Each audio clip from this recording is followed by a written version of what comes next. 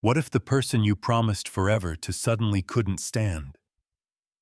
What if the vows you rehearsed in the mirror turned into a wheelchair by the doorway? What if the first thing you felt wasn't love but fear? If it were you, what would you have done? I'm Michael Johnson. People used to call me the lucky one. The guy with the view from the top and the key to any room, money in the bank, headlines that make your aunt cut the article and stick it on the fridge. A diamond ring in my pocket, and the kind of certainty that feels bulletproof. The night I proposed to Juliet, candles shook in their glass, like they were excited for us. The waiter kept pretending not to watch. The piano drifted through a song that sounded like it knew our names, and I went down on one knee, feeling brave and boyish at the same time. She said yes, like a bell ringing in a quiet church, threw her arms around my neck, mascara shining in her tears. And I thought, there it is, the movie version of love, the kind you can hold in the light, and it doesn't show a single crack. The next morning, my dad looked at me with that face fathers wear when they've lived long enough to be both proud and suspicious. Son, he said, love is easy when the champagne is cold and someone else is paying. Love is tested in the slow lanes, in the waiting rooms at 2 a.m. when nobody is watching. I laughed, told him Juliet loved me, not my money, and he didn't argue. He just said, if you're so sure, testing it won't break it. I should have walked away. I should have trusted without turning it into a lab experiment. But pride is a soft voice that sounds like wisdom when you're the one speaking it.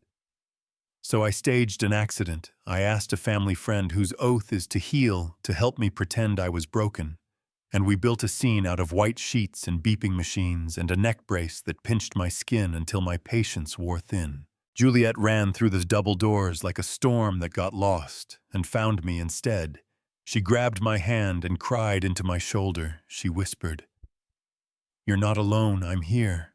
I will push, I will bathe. I will be the legs you need then." The doctor called her into his office and told her I might never walk again.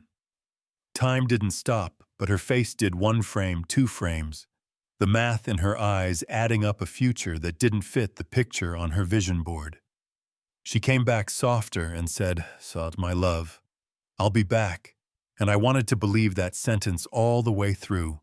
I wanted to bottle it and drink it later when the night got long. Then the clipboard by the door started spelling a different name. A name that lived in the background of Juliet's house, the girl who cleared plates, the one people talked around. Vivian. She walked in like a quiet apology and asked permission to adjust my pillow. She tucked the blanket in at my knees with careful hands.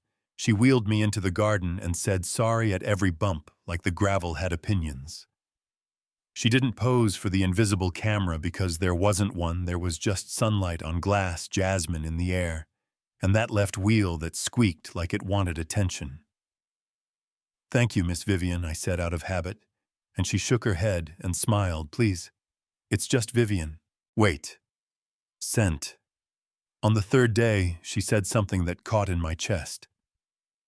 "I'm sorry they sent me instead of coming themselves." I called Juliet. I said, "Baby, could you come tomorrow? I need you, not a nurse, you."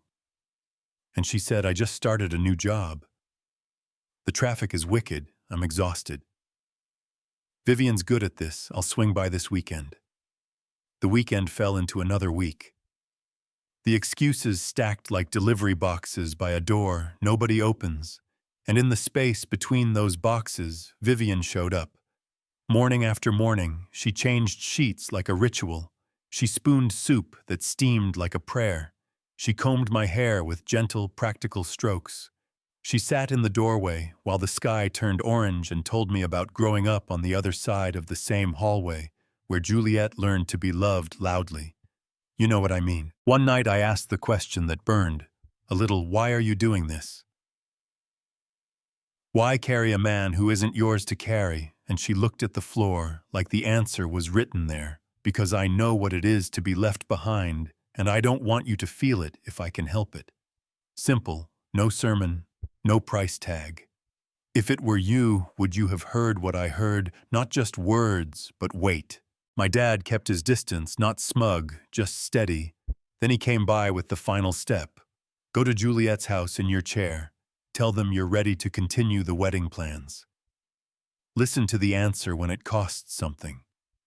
I didn't want to go, I knew the shape of the no before we left the driveway. But I went because sometimes you need to say goodbye to the fantasy with witnesses. Papa Juliet shook my hand and called me son. Mama Juliet folded her arms like I was debt. The news whispered from a television. Nobody watched, and Juliet stood with her phone like it was a shield. Michael, I can't do this, I'm sorry. I can't marry you.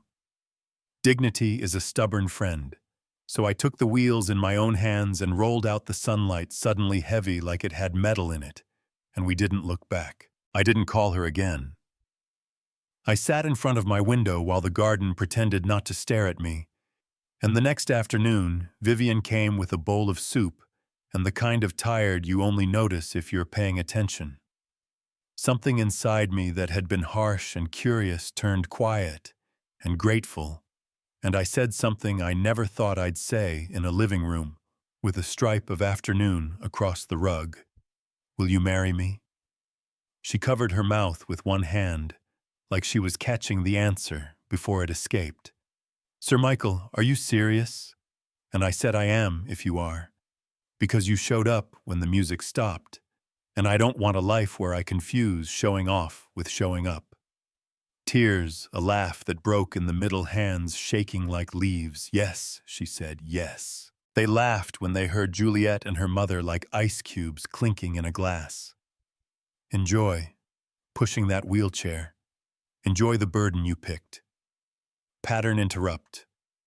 That line hit a nerve not because I believed it, but because there's a dark corner in most of us that wonders if love is just a prettier word for work. We had a small wedding, the kind money can't buy, because it can't imagine wanting something that simple. A minister with a soft voice, my father, standing a step behind me, a little taller than usual, a handful of friends who know how to hold silence without looking for a joke inside it. Vivian, in a dress that looked like it had been waiting for her and nobody else. Vows without adjectives, promises that didn't sparkle, but understood how to shovel snow rings that felt like anchors in the best way. Stick around because what happened next will blow your mind. Second night of our honeymoon, the balcony opened, the ocean talking in a language it only uses after 10 p.m. Vivian unpacking like a woman who has never been off duty and doesn't know how to put the badge down. I stood up. Yeah, that happened. The chair rolled back easy, touched the wall with a quiet bump, and she turned, hands full of folded cotton, face blank the way a face gets when its map just changed. I told her everything, I said it, without the swagger I had, when this was a plan and not a confession. I said my father asked me to test love. I said I agreed. I said I never thought it would make a mess this big. I said I was sorry. I said thank you in the same breath. She pressed both palms to my chest like she was checking for a heartbeat and said, I'm not angry. I'm relieved. I'm happy you're whole. And then softer, thank you for choosing me before you stood up. That was the twist. But life had a second twist hidden behind it. 2 nights after we came home, we went to dinner. Nothing grand. Just a window table, and a waiter who knows how much water I drink, and a friend of Juliet's named Ada saw us. Saw me walk, saw Vivian glow, and sprinted the news to Juliet like gossip has a frequent flyer card. Juliet showed up at my door, eyes, glossy hands, desperate, hugging me before consent had time to arrive. Michael, I was wrong. My mother misled me. If I'd known you could walk, I never would have left. And I said it as gently as I could, while making sure the words still had a spine. Juliet, the walking isn't what made it love. The staying is the staying, when it's slow and thankless, and there's no camera. The staying when the future doesn't fit the photo you posted last summer. Do you think that's fair? She fell to her knees. My wife stood behind me like a mountain wrapped in silk, and I wanted there to be a soft version. A path where we all learned something, and nobody bled, but choices set like concrete. And I told Juliet to leave. Not because punishment tastes good, but because the person who lifted the weight when it was heavy shouldn't have to move aside for the person who just discovered the gym. She left saying, "This isn't over," and maybe in her story it wasn't, but in mine the door clicked, and the house sighed like it had been holding its breath. Days grew roots, mornings got a rhythm.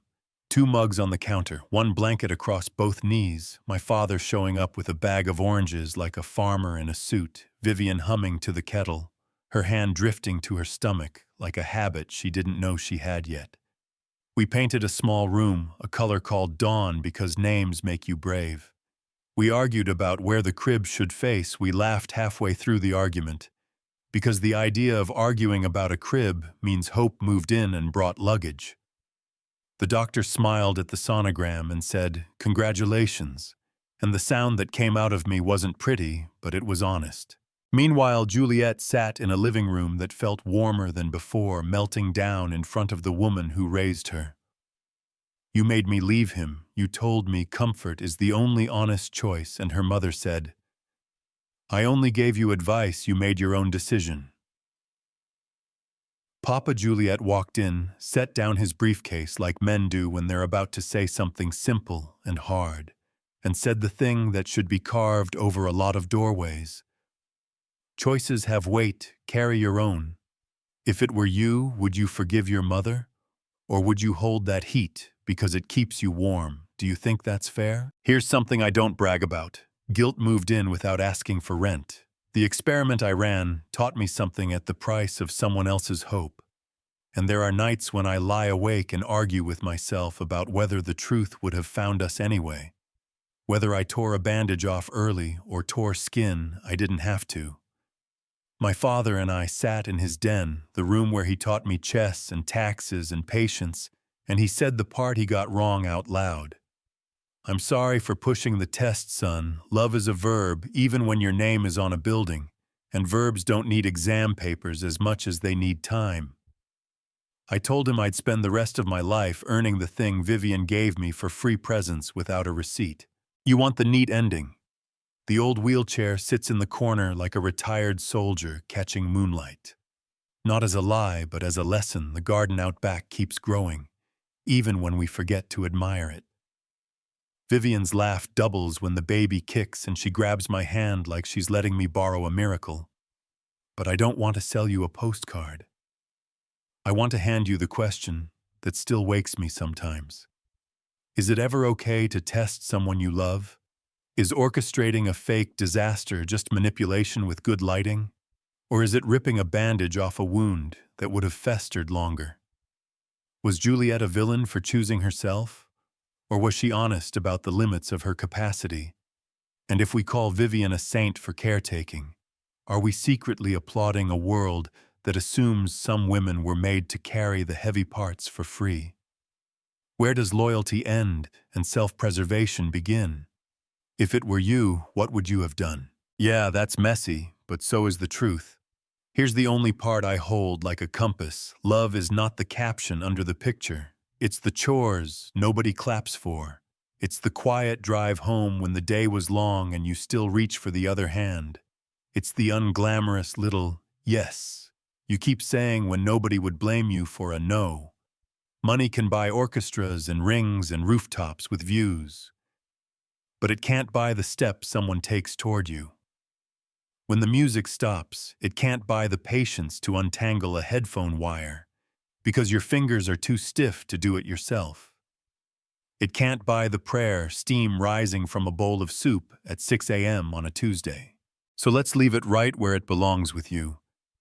Is testing love ever justified, or does it poison the well before you take a sip?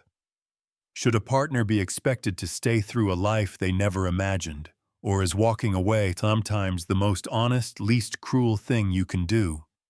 Do you think that's fair? Tell me where you stand. Tell me what I got wrong.